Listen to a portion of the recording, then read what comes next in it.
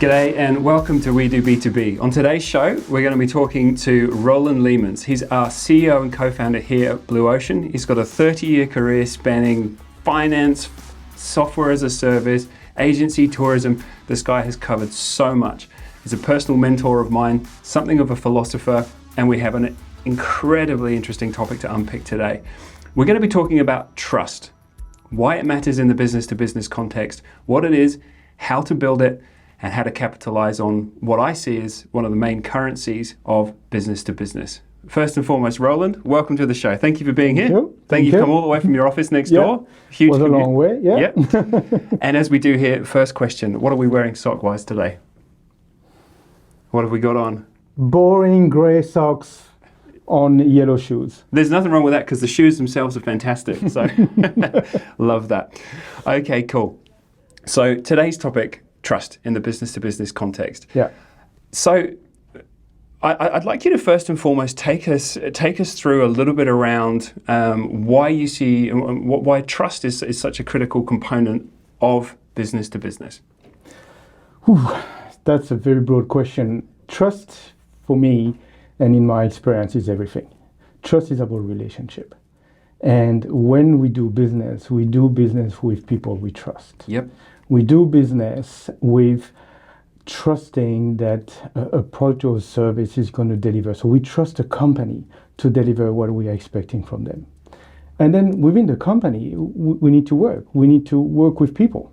And so we need to have that those people are trusted within a team so that we are actually delivering efficiencies within the... And delivering on what we promised, presumably. Yeah, delivering everything that we say we're going to be delivering. And then there are leadership.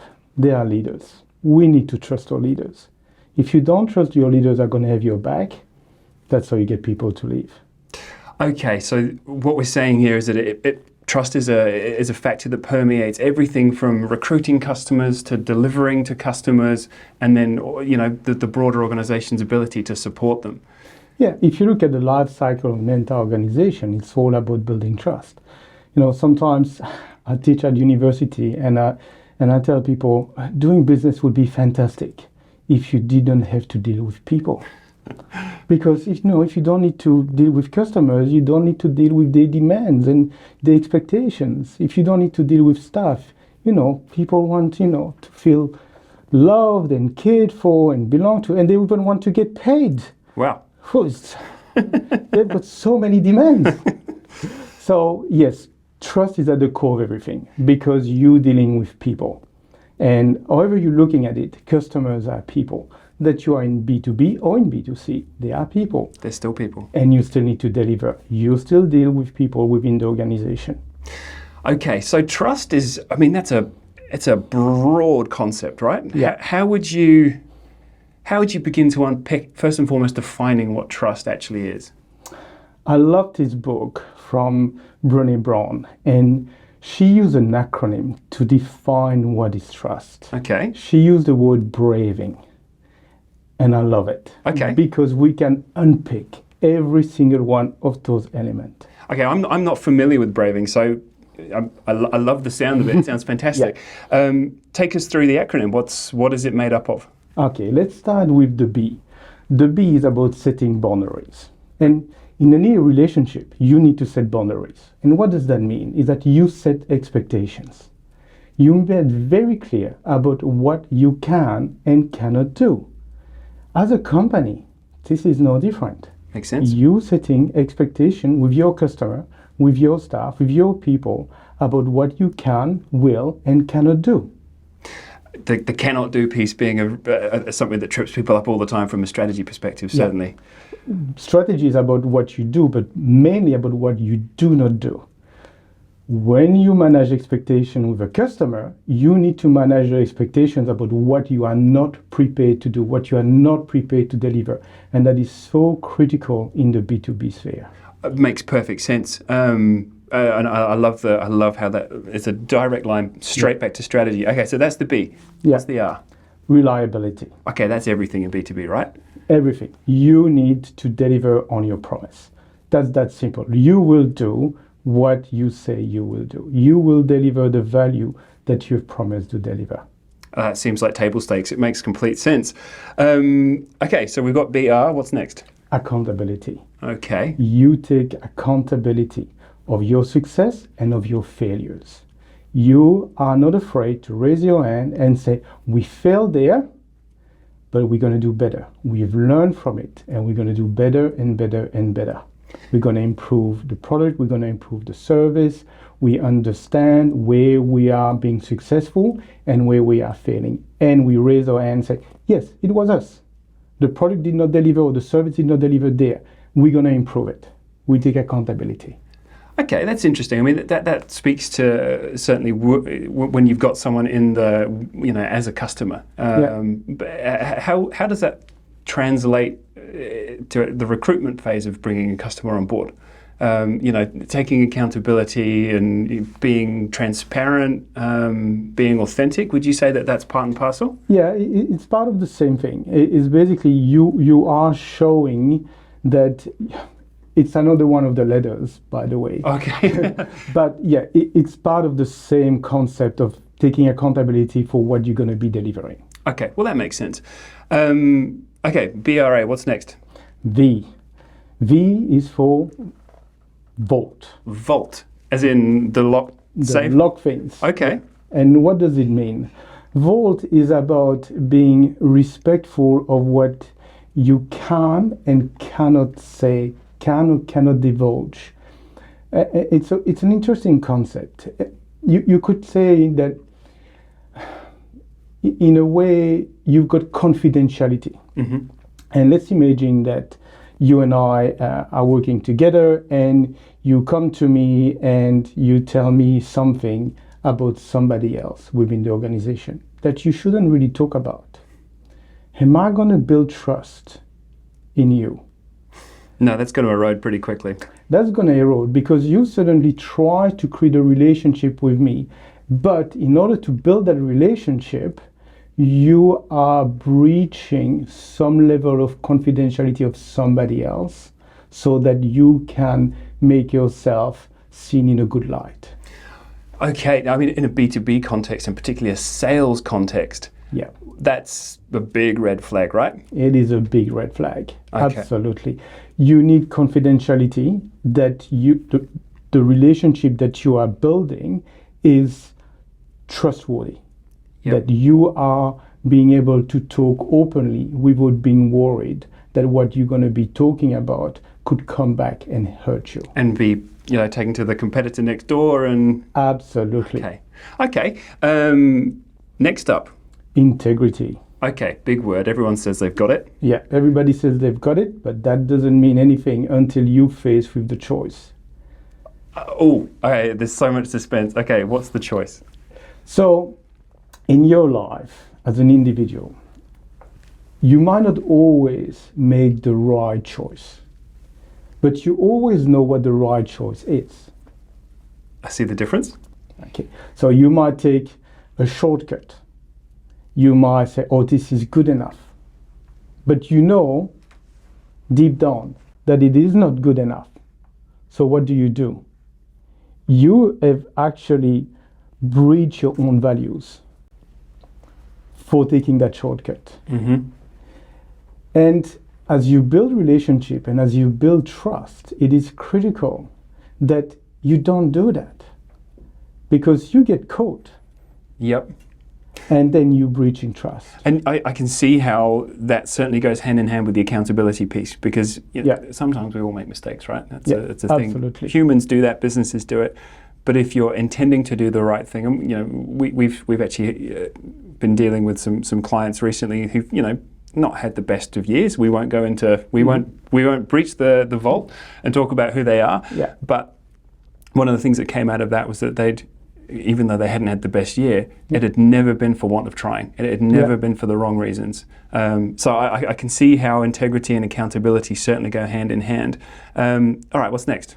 So the next one is, I would say, a pretty standard thing is non-judgment. Okay. You don't criticize and judge people for what they do, who they are, how they do business. You listen to what they've got to say, but you listen to understand.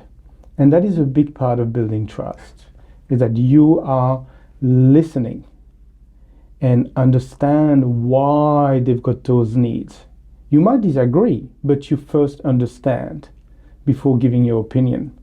Now, in the solution selling context, in the B2B sphere, that strikes me as a pretty core component here. Yeah. It's very easy to sit in the glass house and throw stones. If you don't have the context, everyone's journey is different. Yeah. Again, I can see how that. Yeah, it's about understanding the context. So in solution selling, one of the hardest part is to truly understand the context of the B2B buyer. And that context you understand without judging, without telling him, oh, you could do better by doing this and this and this. You nowhere near that because you don't walk in their shoes at the moment. Yep. They might not have the time, they might not have the resource. You don't judge them. You figure it out. And then you might come with ideas and suggestions. Oh, have you considered this? Or by the way, we're working with XYZ client and they've achieved performance by doing things like this. Mm-hmm. You don't say, oh, you must do. You don't stand and preach. Big gap. Yeah. Yeah, because one is judging, the other one is building relationship. I love that. Okay, and last but not least, what's the final letter in the acronym? Is generosity. That makes sense. Resonates. Okay. How does it play out? You are generous with your time. Yep. You generous with trying to helping and supporting that it is the client or the people within your organization. And myself, with the people within the organization, I spend a lot of time, a lot of my time, that could be billable time, I spend it coaching people. I can attest to that. Building them up, teaching. How do they fit? How can we grow them? How can they become better people, that it is within the organization or outside the organization? There is a reason why Blue Ocean has got an average tenure of more than 9 years. It's a pretty long while. It's a pretty long while. Yep. Is that we spending a lot of time building people up. We are generous with our time. We're generous with our effort, with supporting people. I mean, we let people put family first. That's a big part of our culture. 100%. I mean, in the... With the client, by the way, it is the same. Yes. You spend a lot of time in the sales process to be generous with your time, to understand them. And not being judgmental is to understand how you can better help them within the business context. And you can see how all those acronyms form part of a sales process. Of an organizational process. That's exactly where I was coming to you. Because I look at all of these and I can see how even the last point, generosity. I mean, that kind of goes hand in hand with the whole inbound philosophy of help people understand, educate, share knowledge freely. So I can see how there's a direct correlation between both strategy and tactics for a business-to-business organization. Yeah. Okay, braving is new to me. Thank you. I haven't gone through that before, but everything that's in that makes very, very good sense. So, one of the things that I wanted to unpack, and a question that I have for you is building trust. All of those elements make sense, but how do you define what you build trust in? Because the position of being trusted advisor, it's kind of it's a mountaintop that every solution selling business wants to reach. But if they hang their hats on being the trusted advisor, inherently they're scooping out vanilla ice cream. Yeah. So how can you make sure that you're building trust in something specific that's tied to the strategy and the value proposition? I think that to go back to the really core of what trust is, you trust and you define trust as a sense of belonging, is that you and I are in this together. Okay. So if you define trust as me as a B2B buyer, for example, I've got objectives. I need to achieve certain things. And I'm on my own currently because I need to go and deliver it. And now you come with some specific strategic approach of your product, of your value proposition, and so on. then the person on the other side need to feel that you are on the journey with them to achieve those objectives. That makes sense. That your product or services are going to help them to achieve those objectives. No, I'm not on my own anymore. We belong together to achieve something that is for my benefit as the B2B buyer, as a person, and for my organization as the company that I work for. That makes a lot of sense. I mean, I like the distinction between one and the other, but how they also then kind of interrelate. One of the things that you and I have spoken about in the past, and not on camera, but is some of the core building blocks of what a business can communicate to build trust in. Things like people and proof. Yeah. Take us through some of those pillars, because I think they're very practical. Yeah. So, in my experience, you build a successful B2B organization if you build an organization that constantly builds trust. And there are three key pillars, three key ingredients that you can look at. And as I'm going to mention those pillars, let's look at it also through the lenses of braving. Okay. The number one is that you need to be very clear about the value that you're going to deliver. Otherwise, you're set up to fail. You mismanage expectations. People don't get happy when you mismanage expectations. You're clear about what you do and what you don't do. That is setting boundaries. Yep. It's being very clear. Clarity is everything. Number two, the belonging that you and I are going to be in this together to deliver. And you and I is me as the B2B buyer, and you as an entire organization that is aligned to work towards delivering on your promise. You will take accountability. You will be responsible. You will be brave enough to deliver what you have promised.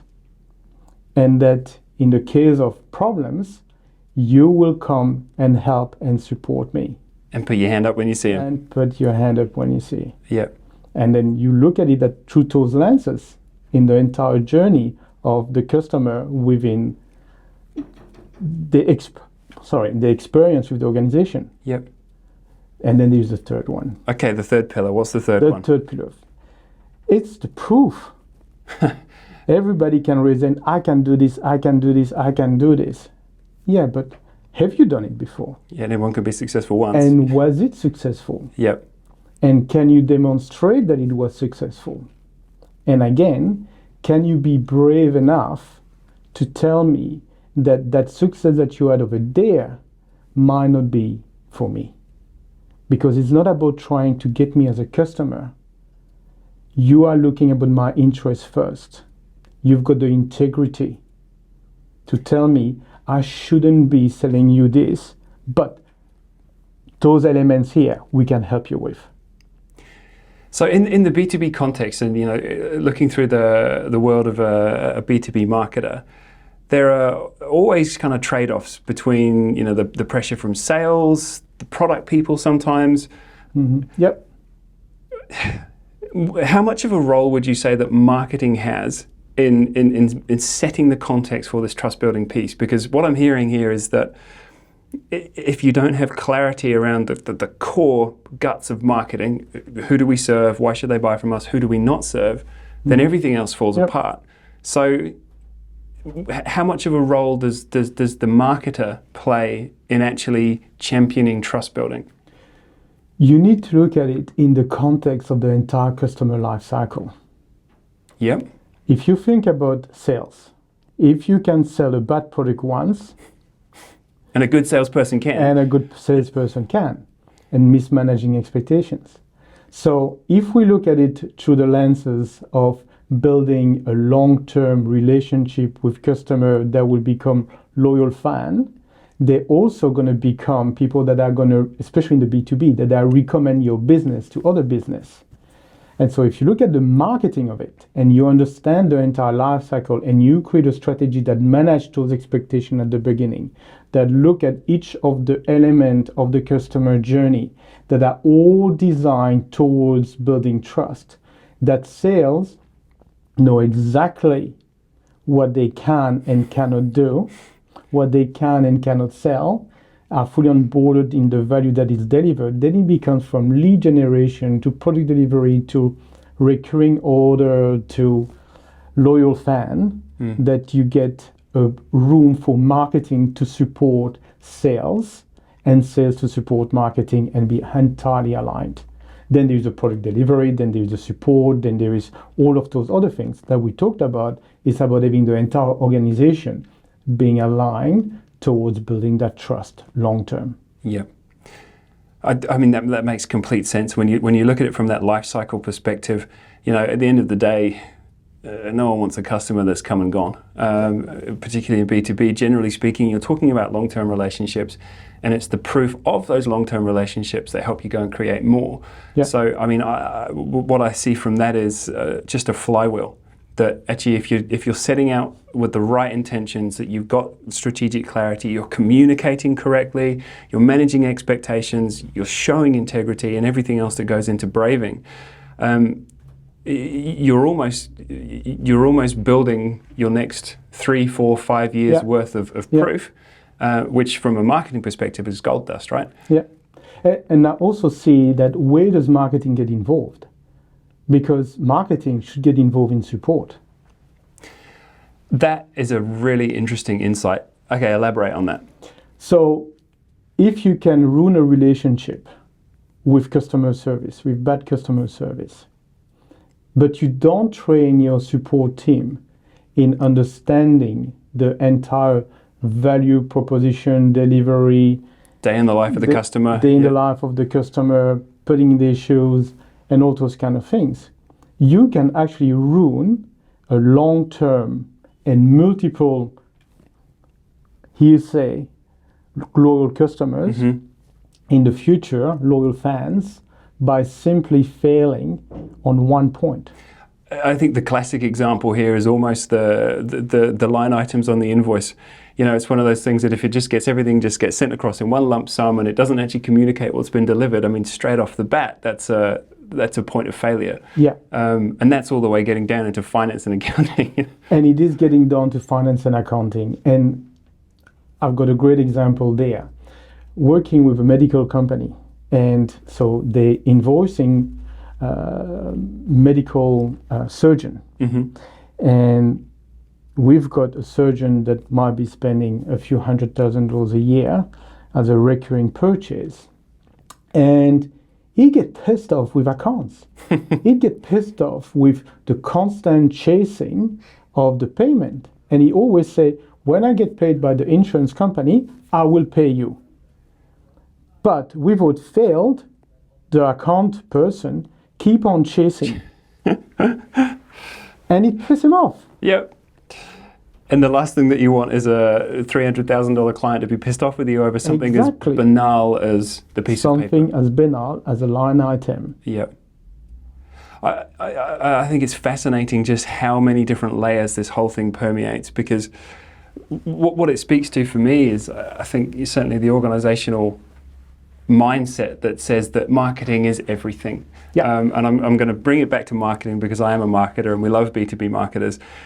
But that's really what I see here, is that in each stage of a customer journey, it doesn't matter whether you're recruiting clients, supporting, invoicing them, there is a trust-building component that I would argue that marketing has a stake in.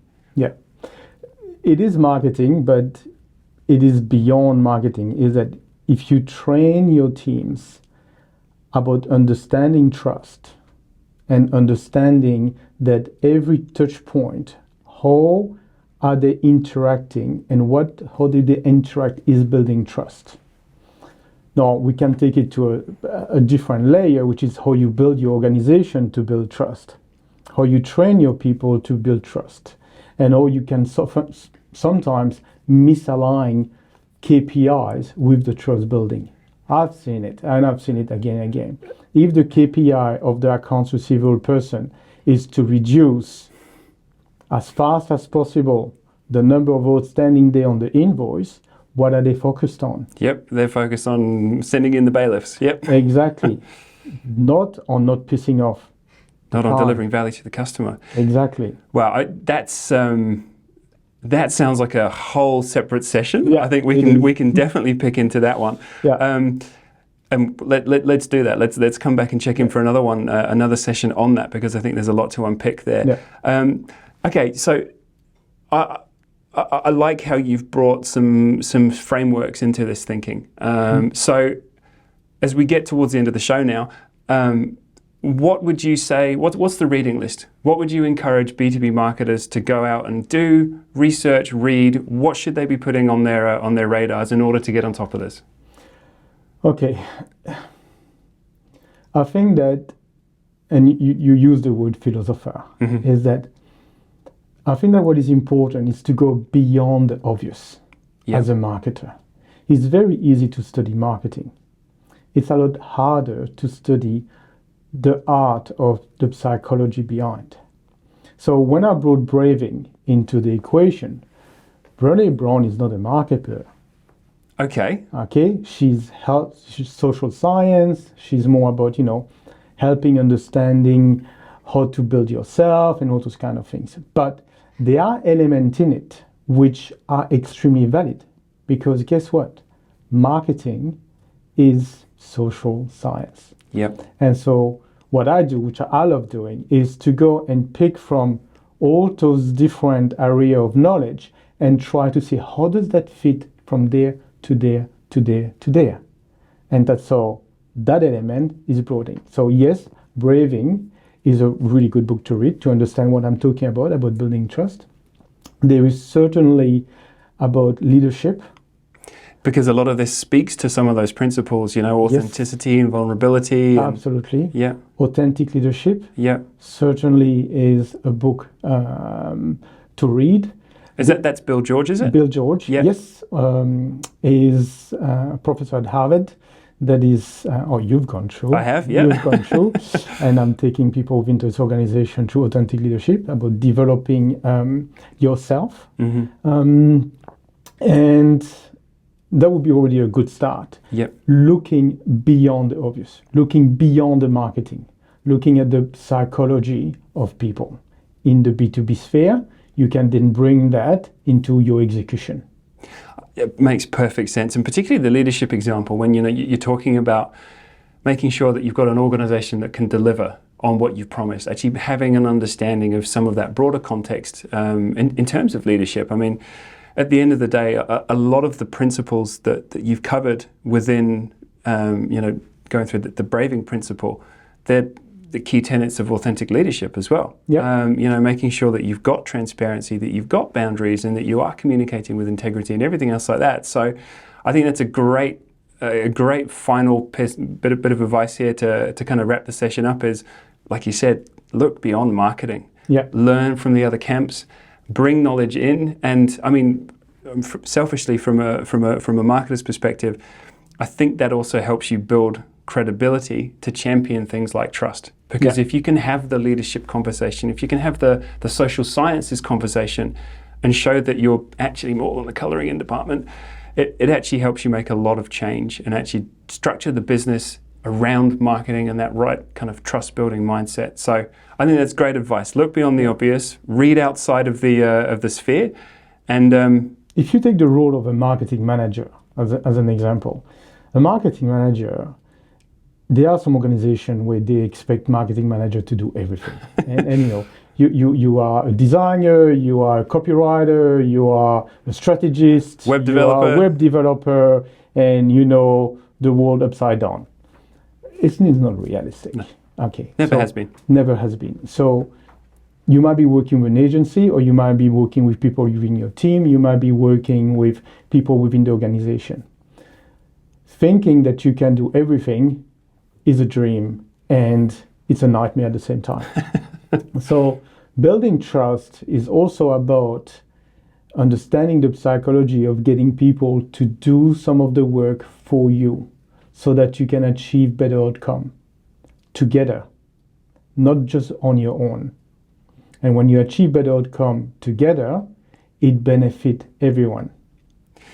Now, I started at the beginning of the session to say that Roland is a mentor of mine, and I know there's a hidden message in what he's just said to me, because as the chapter lead here at Blue Ocean, that relates to me. And on a personal level, I think there's a lot to take away from that. So, look, fantastic session today, Roland. Really cool. Appreciate it. Thank you very much. And it sounds like we've got more to unpick in the future. Cool. Let's do that again. Thanks very much. Thank you.